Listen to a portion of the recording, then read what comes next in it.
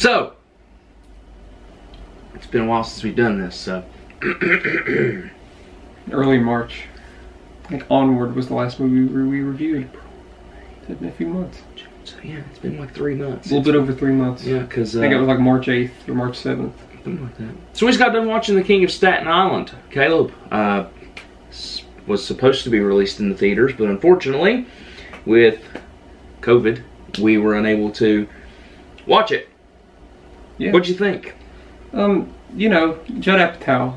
I think this is his first movie since 2015. Trainwreck, I think was his last movie. I wonder when the next movie is going to do. Pete Davidson's sort of a thing now. He's on Saturday Night Live, and he usually gets by on being the Pete Davidson character, and it's no exception here. This is loosely based off his upbringing in his life. Obviously, circumstances are different. His real dad died in 9/11, and Staten here is just a firefighter and dies in a house fire. And he's not a comedian in this movie. He's an aspiring tattoo artist, and they show some of his tattoos early on. They're pretty bad. Oh yeah. The edges are good, but then like the center, like he does that Obama tattoo, and like the outside of it looks good. Then like you see his eyes, and it's like, what is this? What is very this good on the outlines, very bad on the detail work. In typical Judd Apatow fashion, which I like all of Judd Apatow's movies, with the exception of maybe one that I think isn't that great, and that's This Is 40, the knocked up prequel. It's okay. Yeah. It's just, I think it's his worst movie. Yeah. And in typical Judd Apatow fashion, he does a pretty good job of blending comedy and drama.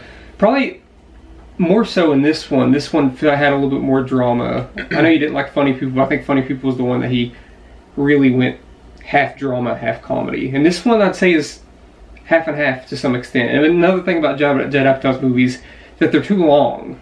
And that also no exception here. Yeah. And I can almost tell you exactly where it's too long. Okay. And I'll tell you, it's almost all in that first act. Because I think it starts off with a lot of the stuff with Pete. Well, I can't remember the character's name. Pete Davidson's character's name, but Pete Davidson's character. Scott. So at the beginning of the movie, the first act mostly, it shows a lot of the interactions between him and his friends, and I don't think it's that important. No, there's almost a subplot in the movie that if you took it out, it wouldn't even be that big of a deal, and that's with him and his friends. I don't believe that you could take almost all that out, right? Yeah, you could take almost all of that subplot out, and it wouldn't be anything to take away from the center point that they're trying to make in the film. Especially the heist part of the film. No spoilers, but there is like a little thing with crime. Yeah, there's the second act. Yeah, and I'm just. And the thing is, you don't have to take out his friends completely, because a plot point comes in because he's with his friends in one scene and a kid shows up. Right. So just have like small scenes with his kids. Yeah. But I think that's where you could trim it down to 2 hours. Yeah. Because I think all the stuff in the third act is great. Like I think whenever it gets going there and you get past the high stuff with his friends, it's good. Like I wouldn't take away anything in the third act. The third act is where I think the movie shines, and maybe parts of the second act. Anything that has to do with Marissa Tomei, Pete Davidson, or Bill Burr, and I'll even say Scott's younger sister in the movie, who was played by Judd Apatow's oldest daughter. This is the first thing I've seen her act in since This Is 40, I think. She was a kid in that movie. I mean, for me, you could scale that back a little bit too, and it wouldn't circumvent. Here's why I wouldn't, because I really enjoyed that. I thought she was really good, and I thought that's where a lot of the personal drama, I can understand. You could take out a party scene, but I thought she was so good that I'd keep that in there, because she was a better character than Scott's friends. You wouldn't have to take it completely away, but that particular 10-minute type of party scene that we had, you could trim that down so much. I guess you could. I guess that was just because the character's so miserable sometimes that it was just to show he can have fun sometimes. And I guess, but at the same thing, he's having the first act kind of set that up too. So. Yeah, but I mean, the movie starts with him trying to commit suicide in his car, closing his eyes, and no, I'm talking like in the first act. I'm just saying right off the bat, it shows that he's pretty mentally unstable. And here's what I appreciate about a movie like this compared to a movie that I was telling you guys about yesterday called The Wrong Missy on Netflix, where a character is definitely mentally unstable and you can't see her in the real world. She would never exist in the real world. No one would put up with it.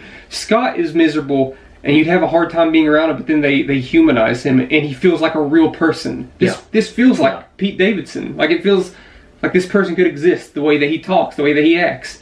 And another thing I realized with this movie with Judd Apatow, I don't know the budget for this movie, but this felt like his most indie movie. Yeah.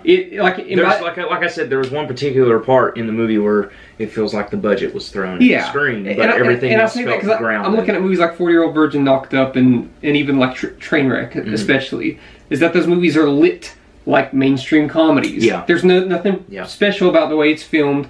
And I'm not saying the cinematography in this movie is great, but it's filmed naturally. It feels real. Yeah. So I think this is his most realistic movie in that regard. I don't think it's his best movie. I think it's probably his fourth best movie.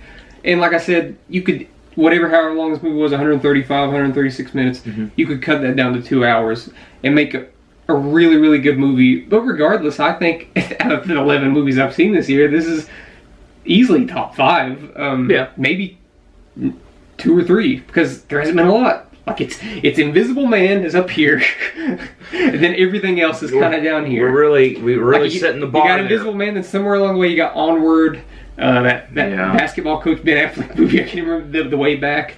And you got The King of Staten Island. I'm not saying it's been a terrible year for movies. There hasn't been any but it's been a terrible year for movies just based on what's going on. It's not their fault. No, we haven't been able to see a lot. It's not anybody's fault. This is not a sponsorship video. I'm just thirsty. Hoping to be able to catch Tenet at the theater so we can brave that. Oh, we'll brave that. Because I wouldn't want to watch that. I wouldn't want to watch that anywhere else besides the theater. Like, we'll brave that. Oh yeah, we'll brave it. So I enjoyed this. I enjoyed this movie. Wash your hands. I wouldn't say the movie was ever boring, but you could feel the length by the end of it. Be like, man, I feel like we started this movie forever ago. Yeah, I mean, but at the same time, it's an enjoyable movie. Oh, yeah. It's not anything you're going to leave out of, or turn off because you're not going to go to a theater and watch it because it's not available in theaters.